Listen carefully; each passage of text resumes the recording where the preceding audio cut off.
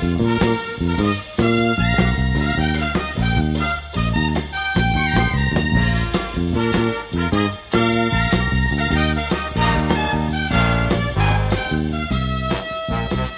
morning, Bucknutters. It is Tuesday, June 13th, 2017. I am Dan Rubin. This is the Bucknuts Morning 5 and Change. If it's Tuesday, it can mean only one thing. It's Gray and the Gem City, and Duane Long is here to spread some wisdom. Duane, how goes it? It's you know what? I'm excited about what's going on right now. I am already looking forward to the season. You know, we're starting to get the camps going, and it's we're hearing a lot of stuff these days. So I'm in a good place, and we have a new basketball coach. So yeah, I'm good. Yes, the basketball. I don't know if you want to call it a fiasco, but it does seem like it all worked out well in the end. Feeling very optimistic about the hoops team. So credit is deserved somewhere up top. Gene can take it, but I think Chris Holtman turned out to be a great choice. Speaking of great choices, seems like every time we do this show, we are able to talk about another great player has joined the mix. This time, the name Master Teague, the running back who visited this past, about last weekend, committed on Sunday afternoon. We knew it was coming. Talk a little bit about what you think about Teague. Here's how I see it. They already have Brian Snead in the mix. They're down to Master Teague and Zamir White. And I think what they think now is the worst case scenario is Zamir White decides he wants to come to Ohio State. And at that point in time, I would assume one of the other two backs would back out. But you still have two elite backs. How do you see Master Teague, and how do you see the whole running back deal finishing up? Well, I'm looking forward to seeing his senior film. Here's the thing that we've been going back and forth on this on the boards of several guys. Money Mike 94 and Buckeye 33. We've been going back and forth on the running backs, and I said I wasn't convinced about Teague. But here's the thing: neither were the Buckeyes. Urban Meyer, they were not convinced about him off of junior tape. Neither was I. So he's a worker. That's the one thing that will define this kid in the end is he's a worker. He's a known worker, and it sounds like he worked hard, got himself into made himself a better football player, and the Buckeyes decided to offer. So I'm really excited to see his senior tape. It wasn't like I said, oh, why are we recruiting this guy at all? He's good back. I didn't see an Ohio State kid in his junior film, but now he's come to camp and he showed the staff something that they didn't see on junior tape. So I'm really excited to see his senior film. As far as the overall running back thing, I don't know how you say no to Zamir White. We need to increase the quality in our running backs, Dan. We don't have I never was a biggest Michael Weber fan, and now that we've seen him, he's a good back. He's not a great back, but he's a good back. We don't have a great back in Antonio Williams. I don't know if Antonio Williams is ever going to be a real contributor here. And we got a couple of smaller guys. Dobbins is probably the one that everyone's excited about. He's pretty special. McCall he'd probably be better outside. Move him out to wing back and let him run it a little bit and throw it to him a little bit and just get him out in space. Kid is dynamic, and I think he could serve us better and himself better if you move him outside. So bringing all these backs in, Snead is my favorite of the lot. Bringing all these backs in, we shouldn't be asking why are we bringing in three backs. Well, we need three backs.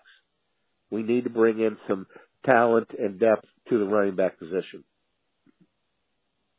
I agree. I think it'll be two backs. It's just a matter of which two.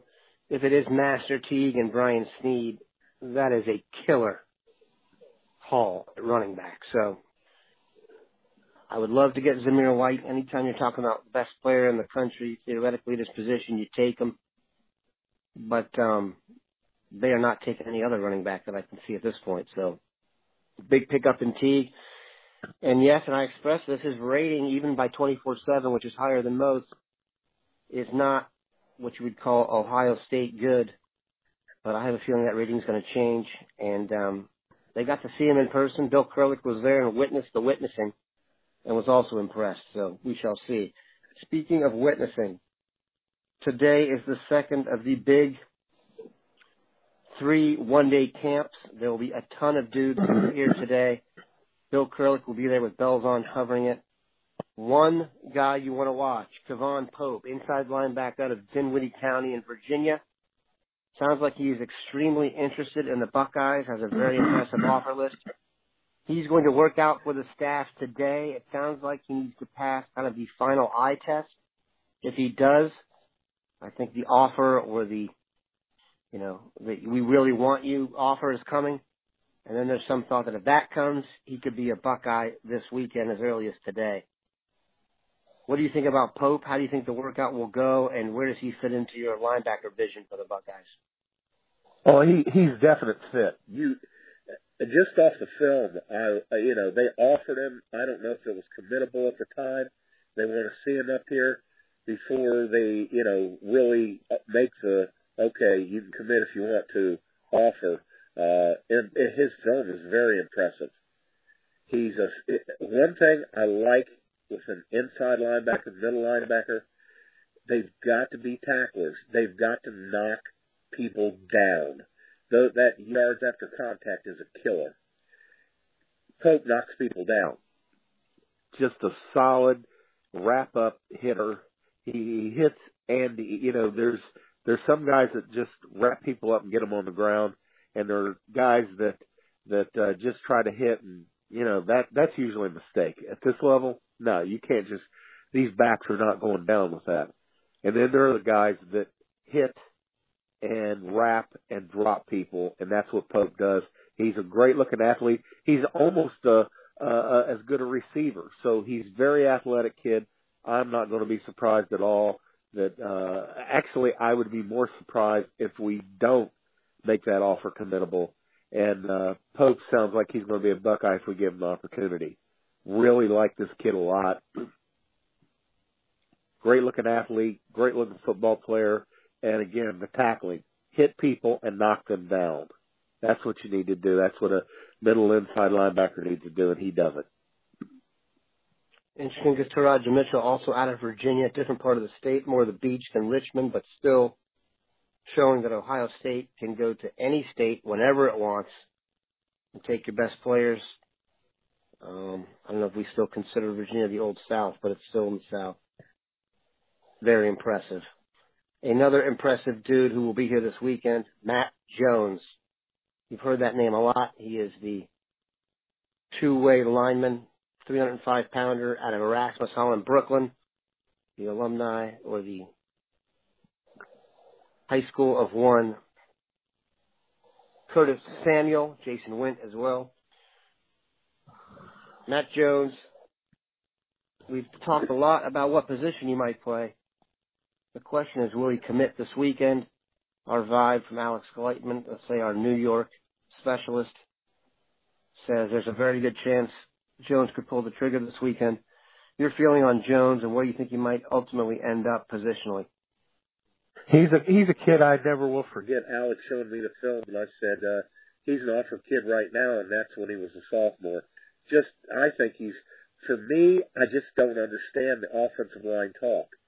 Not when there's one of those old adages when it comes to evaluating players. If you've got a big that can play on defense, you put him on defense.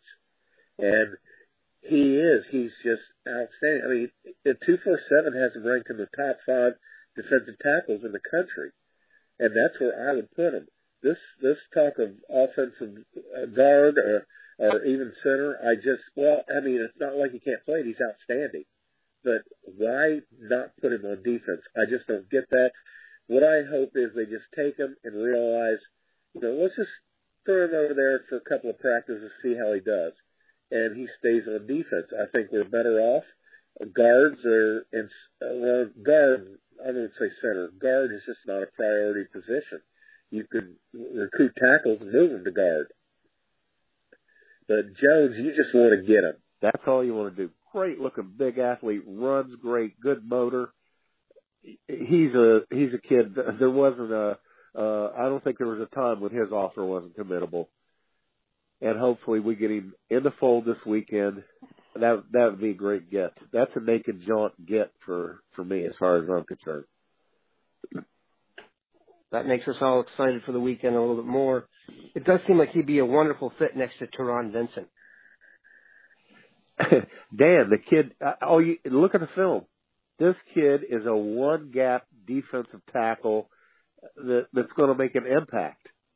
And I don't understand why we want to put him on offense. I just don't get it.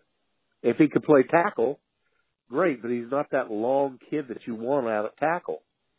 He's going to be an inside guy on whatever side of the line he's on, and you always take an elite defensive tackle. So let's just hope that they realize that maybe a thing will happen where some guys will step up and they just want to get talent in the best possible position, and they go ahead and move them over to defense.